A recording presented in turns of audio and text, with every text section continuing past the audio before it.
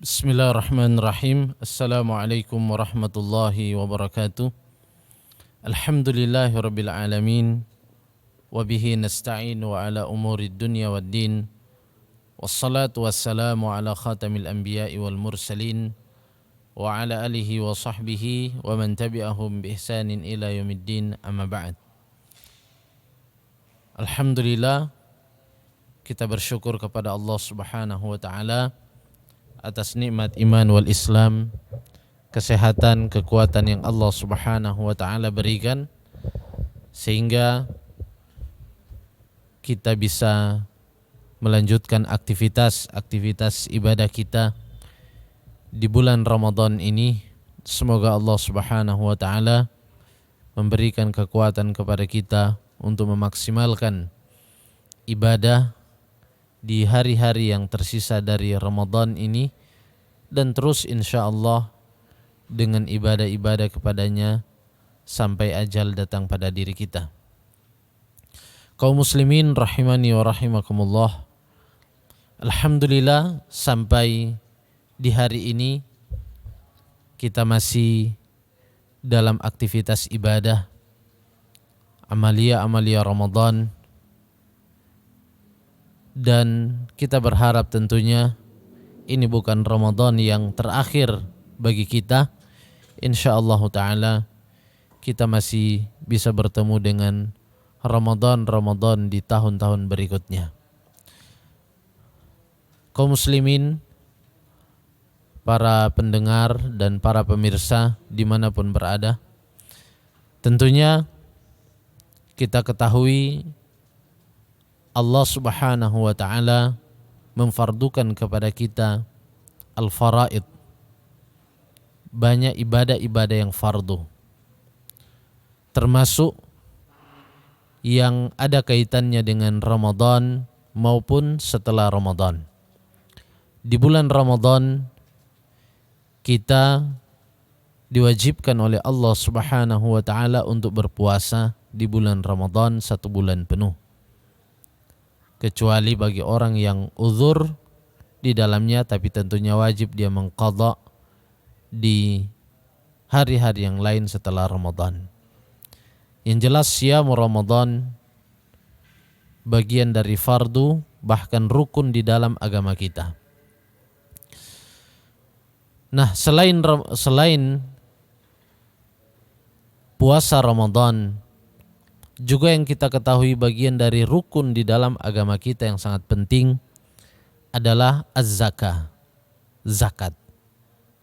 Sebagaimana di dalam hadis Nabi sallallahu alaihi wasallam, Allah Subhanahu wa taala atau Rasulullah sallallahu alaihi wasallam menyebutkan akan kewajiban kita menunaikan 5 rukun yang ada di dalam agama kita.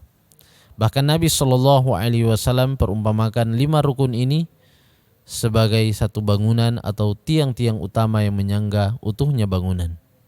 Nabi sallallahu alaihi wasallam mengatakan dalam hadis, "Bunyal Islamu ala khamsin."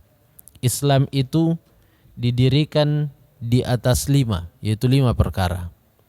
Yang pertama kata Nabi sallallahu alaihi wasallam, syahadati alla ilaha illallah. Syahadat bahwasanya tiada Tuhan yang berhak disembah kecuali Allah Subhanahu wa taala, dan bahwasanya wa anna Muhammadan Rasulullah, dan bahwasanya Nabi Muhammad sallallahu alaihi wasallam adalah utusan Allah. Kemudian yang kedua, wa iqamis shalah, dan mendirikan salat. Yang ketiga, wa itaiz zakah, mengeluarkan zakat. Yang keempat, wa shaumi Ramadan, dan berpuasa di bulan Ramadan. Dan yang kelima, wa hajjil bait man istata'a ilaihi sabila, dan menunaikan ibadah haji bagi orang yang mampu, memiliki kemampuan untuk menunaikannya. Nah, kaum muslimin rahimani wa rahimakumullah, maka kita lihat zakat ini perkara yang penting di dalam agama kita, bagian dari rukun Islam, rukun agama kita. Sehingga ikhrajuz zakah, mengeluarkan zakat dari harta kita, ini merupakan satu kewajiban yang tidak boleh ditinggalkan oleh setiap kita hamba Allah Subhanahu wa taala. Zakat di dalam Al-Qur'an juga dinamakan dengan sedekah, ya. Jadi sedekah itu ada dua. Yaitu yang pertama sedekatun wajibah, sedekah yang wajib yaitu zakat. Kemudian yang kedua adalah sedekah yang mustahabbah, yang sunnah, itu adalah yang kita keluarkan dari harta kita untuk membantu yang lain atau di jalan Allah Subhanahu wa taala, yang itu bukan zakat, tapi ibadah maliyah kita selain zakat. Itulah yang dinamakan dengan sedekah yang sunnah. Jadi sedekah ada dua. Sehingga di dalam Al-Quran Allah Subhanahu wa taala menyebutkan tentang sedekah yang kemudian maksud atau cakupan dari makna sedekah itu adalah zakat. Sebagaimana yang Allah Subhanahu wa taala sebutkan dalam ayat yang menerangkan tentang orang-orang yang berhak menerima zakat. Innamas sadaqatu lil fuqara'i wal masakin wal amilina 'alaiha wal mu'allafati qulubuhum, dan seterusnya. Sedekah itu hanyalah yang berhak yang mendapatkannya siapa mereka? Orang-orang fuqara, lil fuqara, bagi orang-orang yang fakir, wal masakin, dan orang-orang yang miskin, wal amilin, dan para amil zakat, wal mu'allafati qulubuhum, dan orang yang dilembutkan hatinya, mu'allaf, ya, qulubuhum, ya, dan termasuk orang yang terlilit utang, orang yang di jalan Allah Subhanahu wa taala, orang yang kemudian di perjalanan kemudian terputus bekal dalam perjalanan. Ini orang-orang yang berhak menerima zakat. Jadi kembali di ayat itu disebutkan sedekah. Jadi zakat itu juga dinamakan sedekah. Karena apa? Zakat ini bisa, atau tatkala seorang mengeluarkan zakat, maka perbuatannya ini, amalannya ini, orang yang senantiasa istiqamah, begitu amanah, terus menerus dia mengeluarkan konsisten dengan zakatnya, maka ini menunjukkan akan kejujuran imannya. Yadullu ala sidqi imanihi. Sedekah itu, zakat dinamakan sedekah karena menunjukkan apa? Sidqi imanihi, kebenaran, kejujuran imannya. Bahwasanya dia betul-betul orang yang beriman kepada Allah Subhanahu wa taala. Jadi zakat ini subhanallah memiliki nilai yang begitu besar bagi seorang hamba Allah Subhanahu wa taala di hadapan Allah. Karena apa? Zakat ini, kaum muslimin rahimani wa rahimakumullah, sangat besar manfaatnya yang kembali kepada muzakki itu sendiri, kepada orang yang mengeluarkan zakat itu sendiri. Jadi tatkala kita bakhil dengan zakat, harta-harta kita tidak keluarkan zakatnya, maka juga iqabnya, hukumannya, azabnya kembali kepada diri kita sendiri. Karena di dalam Al-Quran juga Allah Subhanahu wa ta'ala sebutkan bagaimana orang-orang yang mengumpulkan harta, emas, dan ini harta-hartanya yang dia kumpulkan yang kemudian tidak keluarkan zakat darinya, maka semua akan menjadi api neraka bagi dia di hari kiamat nanti. Menjadi tempat dia dipanggang, disetrika di hari kiamat nanti, semua akan menjadi api neraka bagi dia. Tapi yang kita keluarkan zakatnya, inilah yang akan memberikan manfaat kepada kita. Manfaat, bahkan manfaat itu bisa kita rasakan tatkala kita masih di dunia. Zakat ini manfaatnya bukan cuma manfaat ukhrawiyah, tapi manfaat duniawiyah. Masih di dunia, zakat ini kita akan rasakan manfaatnya. Allah Subhanahu wa ta'ala juga sebutkan di dalam Al-Quran, yamhaqullahu riba wa yurbis sadaqat. Allah Subhanahu wa taala akan menghapuskan, yaitu menghapuskan riba, sehingga orang yang mendapatkan hasil harta yang banyak sekalipun dengan hasil yang riba, sangat cepat dia melihat bahwasanya harta itu tidak menyisakan bekas yang bermanfaat bagi dia. Karena apa? Didapatkan dari riba. Allah Subhanahu wa taala hapuskan. Kemudian wa yurbis sadaqat, dan Allah Subhanahu wa taala akan menumbuhkan sedekah, yaitu zakat. Zakat dan sedekah kita. Allah Subhanahu wa taala akan tumbuhkan harta kita yang kita keluarkan, zakat dan sedekah kita. Kemudian juga tentunya Allah Subhanahu wa taala menumbuhkan pahala, pahala kita. Ikhwani kaum muslimin rahimani wa rahimakumullah. Jadi zakat ini akan kembali kepada muzakki itu sendiri. Bahkan di dalam ayat Al-Quran juga Allah Subhanahu wa taala telah sebutkan perintah untuk mengambil zakat ini, kemudian menyebutkan manfaatnya apa? Untuk mensucikan mereka, para muzakki, orang yang mengeluarkan zakat. Khudh min amwalihim, ambillah dari harta mereka. Sadaqatan, yaitu sedekah, itu zakat. Untuk apa? Tutahhiruhum wa tuzakkihim biha, untuk mensucikan mereka, membersihkan mereka dengannya. Jadi kembali zakat ini Allah Subhanahu wa taala perintahkan untuk diambil dari mereka yang berhak, yang sudah wajib mengeluarkan zakat, para muzakki, yang kemudian manfaat itu kembali kepada mereka. Karena apa? Zakat ini tutahhiruhum wa tuzakkihim biha, mensucikan mereka, termasuk mensucikan jiwa mereka, membersihkan hati mereka dari sifat bukhul, dari kebakhilan, kekikiran, dan juga menumbuhkan hati mereka, kepedulian mereka kepada orang-orang yang lemah, yang dimana hak mereka ada di tangan kita atau di tangan orang-orang yang wajib mengeluarkan zakat, orang-orang yang berharta. Jadi kembali di dunia pun akan dirasakan manfaatnya, karena orang yang senantiasa mengeluarkan zakat, dia senantiasa hati-hati mana hartanya yang dia belum keluarkan zakat, maka Allah Subhanahu wa taala akan senantiasa dengan zakat ini mensucikan atau membersihkan orang ini, jiwanya. Termasuk juga hartanya dibersihkan dari hak-hak orang lain. Ada hak fuqara dan masakin yang ada di dalamnya, tentunya bersih setelah dia keluarkan zakatnya.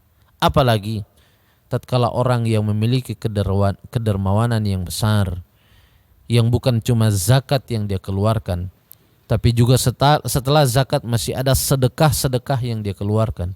Ada ibadah-ibadah maliyah. Dia begitu ringan untuk mengeluarkan hartanya di jalan Allah Subhanahu wa taala, di jalan kebaikan, membantu tetangganya, membantu orang-orang fakir, orang miskin, apalagi di musim wabah seperti ini, yang banyak orang merasakan dampaknya, yang banyak orang yang merasakan sulit dari segi ekonomi, orang yang susah yang terasa, orang yang sulit, yang susah, yang dalam kesusahan, kemiskinan, merasakan lebih susah atau lebih miskin, dan tergerak dia untuk membantu, meringankan beban mereka, punya nilai yang besar di jalan Allah Subhanahu wa taala, punya pahala yang besar di sisi Allah Subhanahu wa taala. Bahkan sedikit saja yang kita keluarkan dalam kebaikan di jalan Allah Subhanahu wa taala, bayangkan Allah Subhanahu wa taala akan lipat gandakan menjadi 700 kali. Kita berikan 1000 di jalan Allah akan jadi 700.000.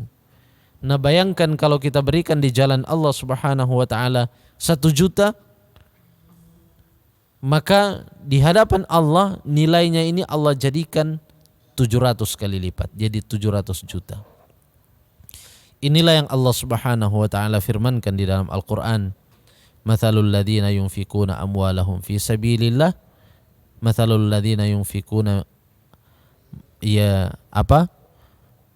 eh, perumpamaan apa yang mereka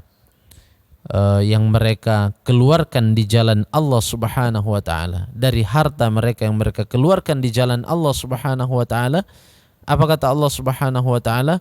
Kamathali habbatin ambatat sab'a sanabil. Perumpamaannya seperti satu butir yang menumbuhkan sab'a sanabil, yang menumbuhkan 7 tangkai. Wa fi kulli sumbulatin mi'atu habbah. Dan di dalam setiap tangkai ada 100 buah atau 100 biji.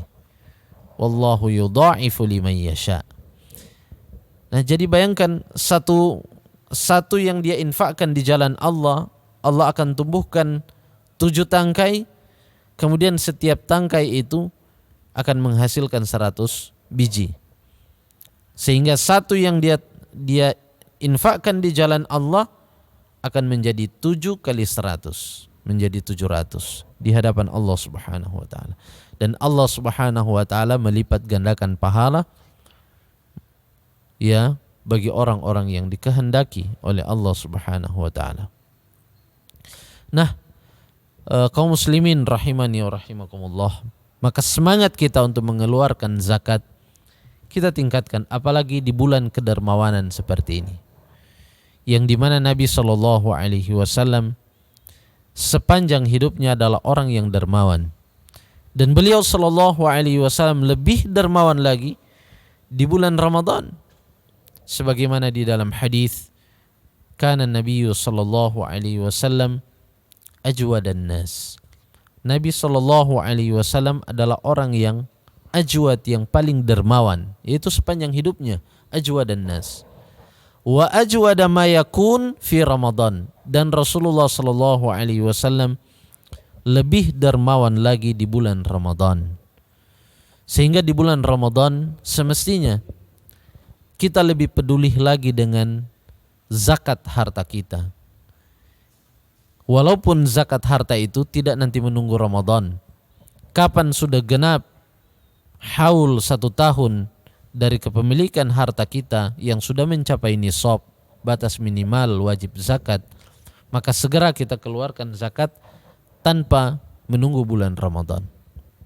Tapi setidaknya di bulan Ramadan ini kembali memperbaharui, mentajdid semangat kita untuk beramal dengan harta kita, untuk meningkatkan kedermawanan kita, baik dengan zakat kita maupun dengan sedekah, untuk mengikuti jejak Nabi kita sallallahu alaihi wasallam, yang dimana beliau sallallahu alaihi wasallam adalah orang yang paling dermawan dan ajwada ma yakunu fi Ramadan, dan Rasulullah sallallahu alaihi wasallam lebih dermawan lagi di bulan Ramadan. Kemudian kita lihat juga dalam ayat-ayat Al-Qur'an, hadis-hadis Nabi sallallahu alaihi wasallam begitu banyak menerangkan akan keutamaan zakat dan keutamaan orang-orang yang senantiasa mengeluarkan zakat. Jadi Allah Subhanahu wa taala sebutkan bagaimana manfaat yang didapatkan oleh orang yang berzakat, yang berinfak, bersedekah di jalan Allah Subhanahu wa taala. Kita lihat saja orang-orang yang mendapatkan kenikmatan di akhirat nanti di dalam surga, yang mereka adalah orang-orang muttaqin, yang Allah berikan surga, air, mata air di dalam surga. Allah berikan semua kenikmatan di dalam surga. Karena apa? Mereka di dunia adalah orang yang baik, orang yang senantiasa paham, mengetahui bahwasanya di dalam harta mereka ada hak orang-orang yang membutuhkan, ada hak orang-orang yang miskin, sehingga mereka senantiasa mengeluarkannya. Di antaranya di dalam ayat yang sering kita baca, innal muttaqina fi jannati wa uyun. Orang-orang yang bertakwa itu senantiasa berada di dalam surga. Ya, dan ya air, mata air dalam surga yang Allah Subhanahu wa taala sediakan buat kenikmatan penghuni surga. Kemudian disebutkan karena apa? Mereka dulu Mereka senantiasa dulu orang yang senantiasa bangun sholat di waktu malam. Ya, mereka dulu adalah orang muhsinin, orang-orang yang senantiasa berbuat ihsan. Kanu qalilan minal laili ma yahja'un, dan mereka orang yang senantiasa munajat kepada Allah Subhanahu wa taala. Wa bil asharihum yastaghfirun, dan di waktu sahar, di waktu sahur mereka senantiasa banyak beristighfar kepada Allah Subhanahu wa taala. Kemudian apa lagi? Dan wa fi amwalihim haqqul lis-sa'ili wal mahrum. Dan di dalam harta mereka ada hak orang-orang yang sa'il wal mahrum. Orang yang memang butuh. Orang yang terhalang dari rizki yang sebagaimana dimiliki oleh orang yang lain. Sehingga mereka yang berhak terhadap zakat. Nah, orang-orang yang bertakwa yang kemudian di akhirat nanti berikan oleh Allah surga, tatkala di dunia mereka tidak lupa semua dengan ini. Mereka tunaikan. Seorang sahabat juga datang kepada Nabi sallallahu alaihi wasallam dan mengatakan kepada Rasulullah sallallahu alaihi wasallam, tunjukkan kepadaku aku akan amalan, akhbirni bi amalin, tunjukkan kepadaku wahai Rasul akan amalan yang yudkhiluni al-jannah, yang memasukkan aku ke dalam surga dan menjauhkan aku dari neraka. Apa kata Nabi sallallahu alaihi wasallam? Engkau beribadah kepada Allah Subhanahu wa taala dan tidak berbuat syirik kepadanya. Engkau mendirikan salat dan mengeluarkan zakat. Ya, dan berpuasa di bulan Ramadan. Jadi disebutkan zakat tidak bisa terpisahkan. Makanya di zaman Abu Bakar As-Siddiq radhiyallahu taala anhu, di mana setelah wafatnya Rasulullah sallallahu alaihi wasallam ada orang-orang yang kemudian tidak mengeluarkan zakat, menghalangi harta mereka dari zakat. Maka Abu Bakar As-Siddiq radhiyallahu taala anhu tentunya tatkala tidak bisa mengajak mereka dengan nasihat, maka diambil zakat mereka dengan cara memerangi mereka sampai mereka betul-betul mengeluarkan zakat mereka, karena ini kewajiban fardu yang juga manfaatnya subhanallah kembali kepada muzaki itu sendiri. Pahala dan keutamaan daripada zakat yang begitu besar kembali kepada orang yang mengeluarkan zakat itu sendiri. Ikhwani kaum muslimin rahimani wa rahimakumullah, ini sebagai muqaddimah materi, dan masih ada 5 menit atau 7 menit ke depan kita jawab beberapa pertanyaan, baik yang masuk lewat WA maupun SMS atau mungkin di kolom-kolom komentar kita baca. Tapi sebelumnya tentunya kita ketahui zakat itu kaum muslimin rahimani wa rahimakumullah, ada zakat fitrah atau dalam sebutan bahasa Arabnya zakatul fitri, biasa kita sebut zakat fitrah. Kemudian yang kedua adalah zakatul mal, ada zakat mal. Nah, zakat mal ini memiliki macam-macam, ada zakat emas dan perak, zakat uang, ada juga zakat perdagangan, barang dagangan, ada zakat peternakan, ada zakat pertanian, yang semuanya wajib kita tunaikan tatkala sudah mencapai batas minimal wajib zakat. Kemudian zakatul fitri atau zakat fitrah, inilah yang berkaitan dengan pasca Ramadan, yang waktu kewajiban kita mengeluarkan zakat ini setelah ibadah puasa di bulan Ramadan selesai, waktu wajib mengeluarkan zakat sebelum menunaikan sholat Idul Fitri. Sebelum menunaikan sholat Idul Fitri, disitulah wajib mengeluarkan zakat. Bukan setelah sholat, tapi sebelum sholat.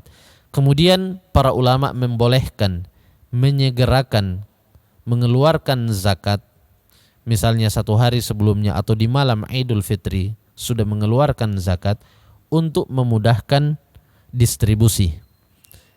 Karena jangan sampai distribusi ini menyibukkan para amilin, orang-orang yang bertugas zakat, kemudian sampai pada sholat Idul Fitri banyak zakat yang belum terbagi atau tersalurkan kepada mustahikin, orang-orang yang berhak. Maka boleh ia mendahulukan atau memajukan distribusi zakat itu ya sebelum hari Idul Fitri. Wallahu ta'ala alam.